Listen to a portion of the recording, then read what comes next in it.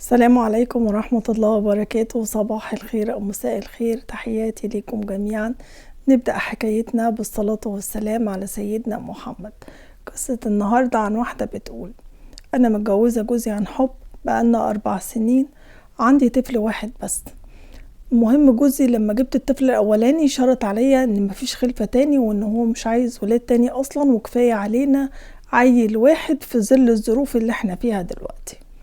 المهم ركبت وسيلة، ومن فترة كده، يعني أنا دلوقتي لسه والدة بقالي 20 يوم.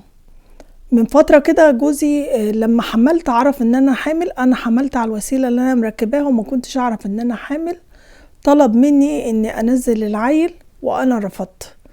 ليه؟ مش قد مسؤولية العيل تاني، مش قد مصاريف عيل تاني، مفيش امكانيات ان هو يربي عيل تاني، وطلب مني ان انا انزله. انا رفضت جدا ان انا انزله واني اغضب ربنا، وقلت لا مش هنزله. وقت ساعتها راح جاي مطلقني وبعتني على بيت اهلي.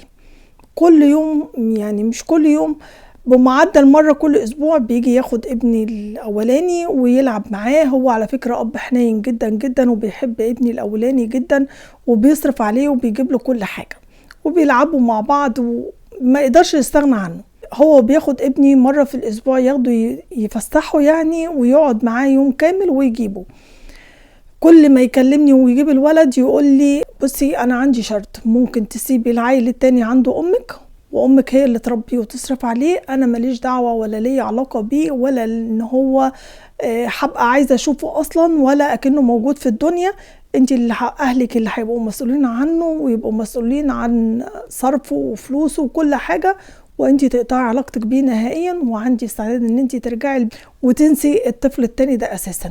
كل شوية يكرر الطلب ده، وكل شوية يطلب مني ان انا ارجع البيت وان هو يرجعني يعني، ويبقى ابننا الوحيد العيل الاولاني، وننسى ان عندنا عيل تاني.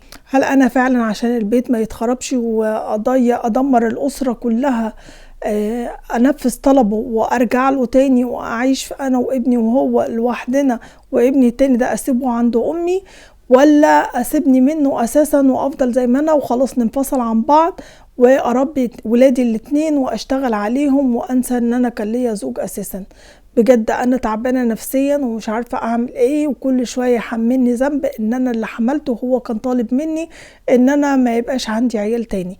بس الموضوع حصل غصب عني، ودي إرادة ربنا، أنا مش عارفة أتصرف إزاي ولا عارفة أعمل إيه. شرطه الوحيد إن العيل يتربى عند أمي، وأنا أرجع البيت لوحدي أنا وابني التاني، وهو ما يبقاش ليه صلة بالعيل التاني ده، ولا يصرف عليه، ولا يبقى أكنه موجود أصلا في الحياة.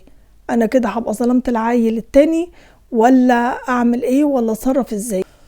معلش عايزة اقولك حاجة، اسرة ايه اللي انتي بتفكري فيها؟ هو العيل التاني ده مش جزء من الاسرة اللي موجودة دي، ولا ده انتوا بتجزأوا الاسرة ازاي؟ مش فاهمة.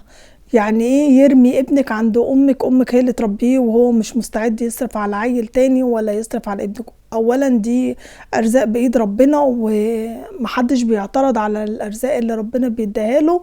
في ناس كتير بتتمنى ضفر عيل. يعني ايه تسيبي تخلعي حتة من قلبك كده وترميها؟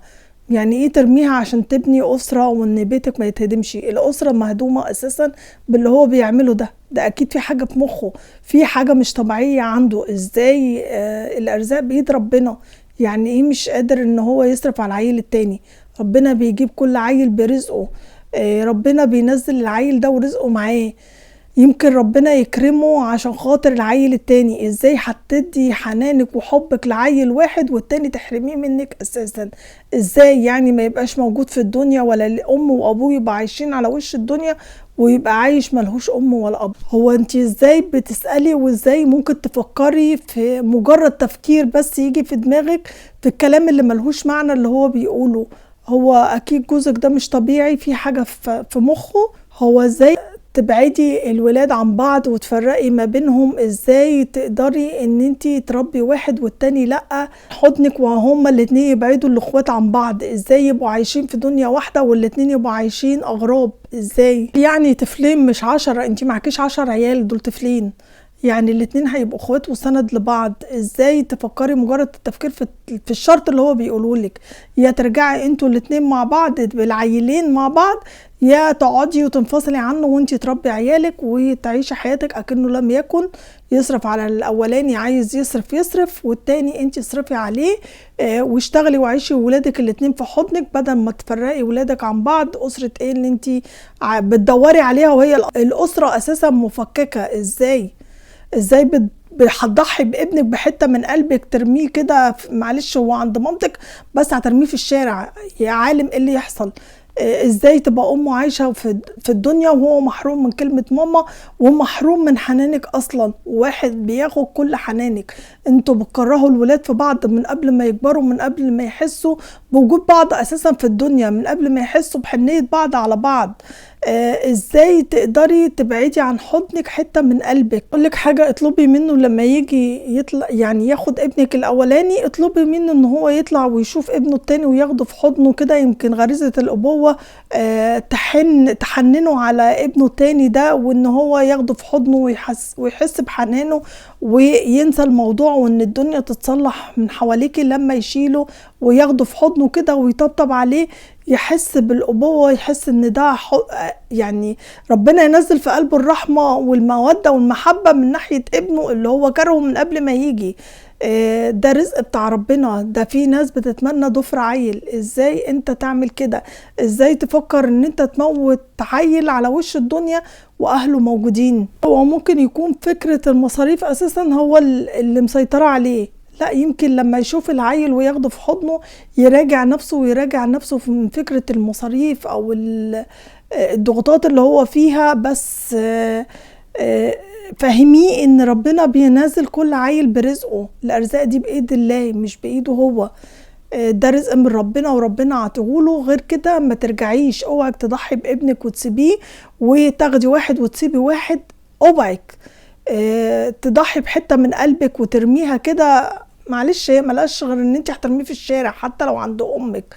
ازاي تحرمي ابنك من حنان حضنك وانت عايشه على وش الدنيا؟ لا، لو هو فضل مصمم على رأيه يبقى خلي ولادك الاتنين في حضنك وانت اشتغلي وربيهم واصرفي عليهم وسيبك منه واقطعي علاقتك بيه اساسا وما تتعامليش معاه تاني. ده عايز دكتور نفساني، والله ممكن يكون تعبان نفسيا وبيطلع عقده او مرضه على الولاد، عايز حد يقعد يتكلم معاه كده ويفهمه ان الولاد ده رزق بتاع ربنا والارزاق بيد الله. ازاي هتقبلي كده تعيشي حياتك وتفرحي وتتهني وحتة منك بعيدة عنك في حتة تانية، عايشة في حتة تانية؟ هتقابلي ربنا ازاي يوم الحساب وتقولي له ان انا رميت هدية اللي انت عطيتها لي، رميتها كده في حتة تانية وانا عايشة حياتي وفرحانة ومبسوطة في حتة تانية خالص، ورميت الهدية اللي انت عطيتها لي انا استغنيت عنها؟ لا، خلي ولادك في حضنك، ربي ولادك وعيشي انت عليهم، وربنا هيسندك ان شاء الله ويكون سند ليكي. ربنا الرزاق. فين الأمومة؟ فين غريزة الأبوة؟ فين المودة والرحمة اللي ربنا رزقنا بيها؟ فين الحنية اللي في قلوبنا؟ ترمي حتة كده من قلبك عشان خاطر ترضي واحد مش طبيعي نفسيا، أكيد عنده حاجة في مخه اللي يخليك تضحي بعيل بحتة منه، يرميها كده عشان مش قادر يصرف عليه. الارزاق بيد الله. عن الشرط اللي هو بيقوله او الكلام العبط اللي هو بيقوله ده ملوش حل تاني. ولادك الاتنين يتربوا في حضنك، ويا ترجعي بالاتنين يا تسيبي جوزك وتبقي انتي ولادك الاتنين تقعديهم في حضنك. ما اظنش ان في ام تقدر تستغنى عن عيل من ولادها، بس احنا والله دلوقتي في الدنيا دي بنشوف العجب، بنشوف حاجات غريبة وبنسمع حاجات غريبة. لا، قولي له فهميه ان الارزاق بيد الله، هيرزقنا بيه ربنا، هنربي بيه العيلين وخلاص زي ما يطلع رزقهم. ربنا بيرزق كل واحد بالرزق بتاعه. دي قصتنا وحكايتنا النهارده. لايك وشير للفيديو واحلى تعليق على القصه من عندكم، والسلام عليكم.